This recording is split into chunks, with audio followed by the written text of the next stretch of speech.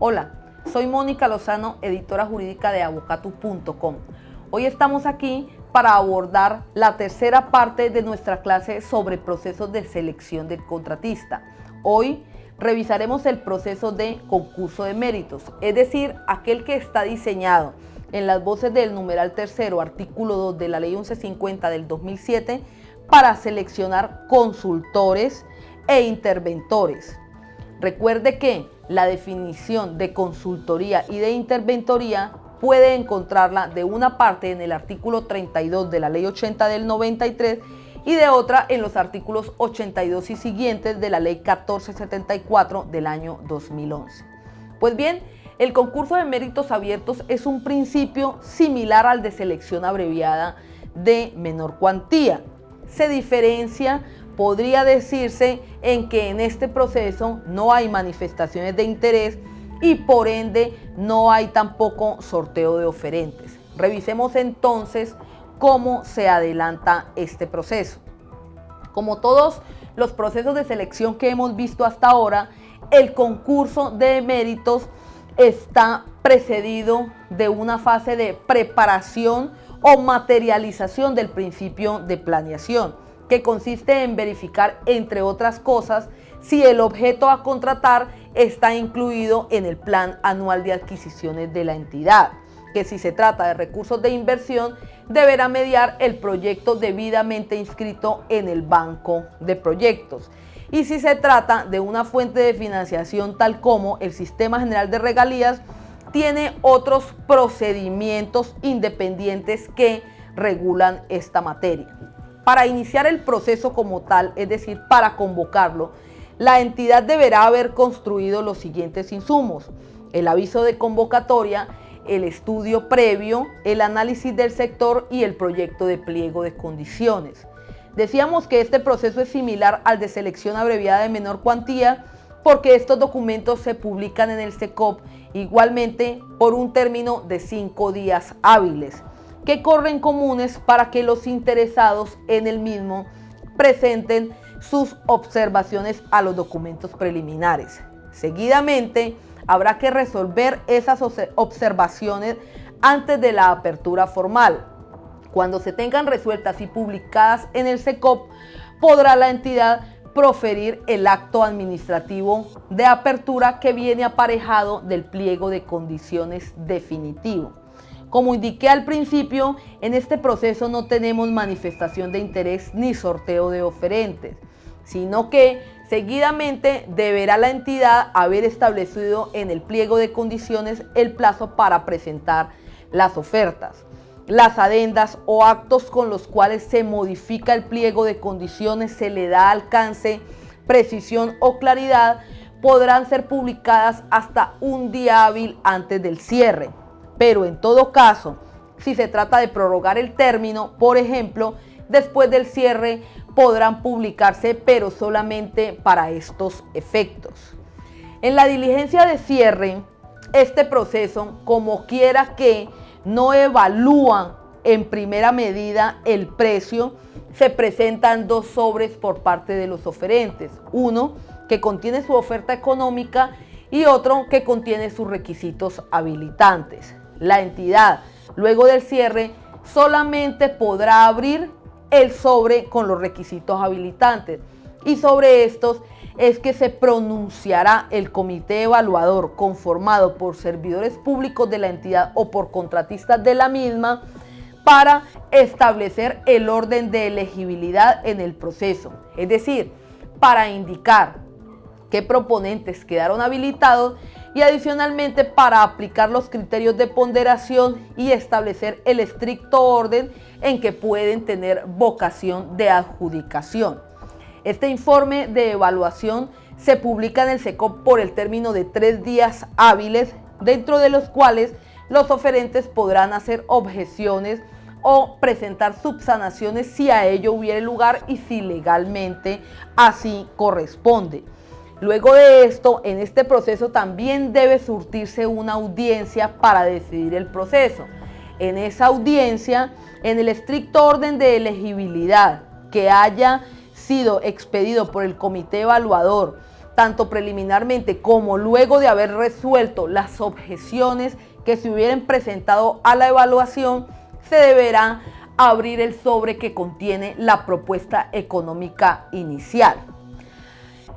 En esta fase del proceso, lo que la entidad deberá verificar a través de su comité evaluador es si la propuesta económica guarda coherencia con el presupuesto oficial, de tal suerte que si lo excede, deberá rechazarse en este momento la propuesta y procederse a la revisión y a la apertura del sobre del segundo proponente en el orden de elegibilidad y así sucesivamente. En esta diligencia entonces, y cuando ya se tenga seleccionado al consultor, la entidad procederá a proferir el acto administrativo de adjudicación. Pero en el caso en que ninguno de ellos haya cumplido o que habiendo integrado la lista de elegibles, pero que ninguna de sus propuestas se hubiera ajustado al presupuesto oficial del contrato a celebrar, procederá entonces la entidad a declarar desierto el proceso, acto respecto del cual procede el recurso de reposición, como lo indica el artículo 77 de la Ley 80 de 1993. Debemos también tener en cuenta que para el proceso de concurso de méritos existen algunas normas de carácter especial. Hay que revisar al elaborar nuestro pliego de condiciones el artículo 5 de la Ley 1150 del 2007, que establece que en este proceso la experiencia sí puede ser ponderable, a diferencia de los demás procesos de selección, y adicionalmente que en este proceso no se pondera el precio, como ya les había mencionado.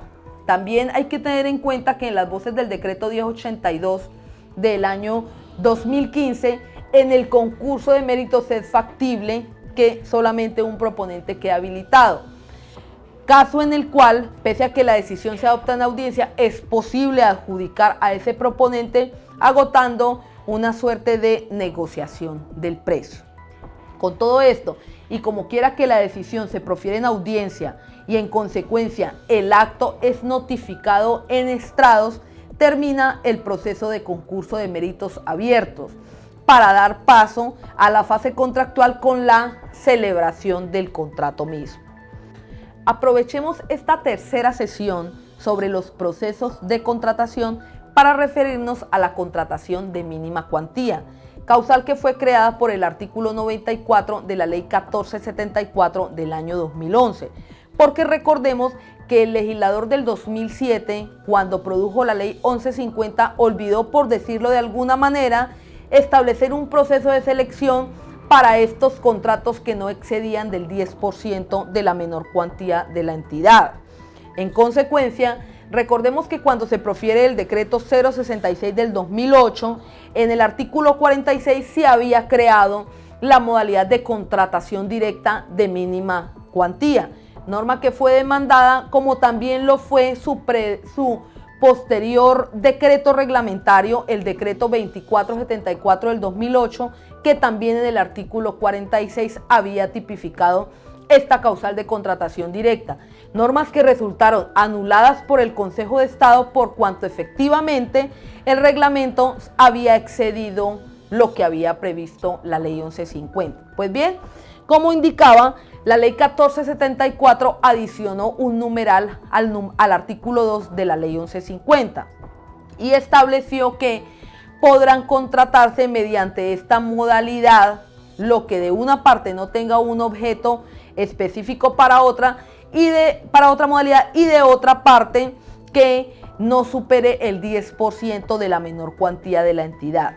Este proceso es peculiar en la medida que descarta otras modalidades de selección que no sean la contratación directa. Es decir, todo aquello que sea causal de contratación directa sin perjuicio de la cuantía se contratará directamente, como lo establece el numeral cuarto del artículo 2 de la Ley 1150.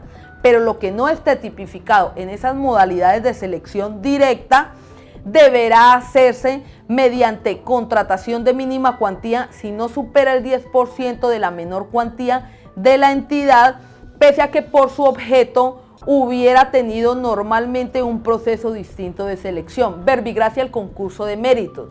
Si vamos a escoger a un consultor y la cuantía del proceso de selección no supera el 10% de la menor, tendremos que acudir a la contratación de mínima cuantía.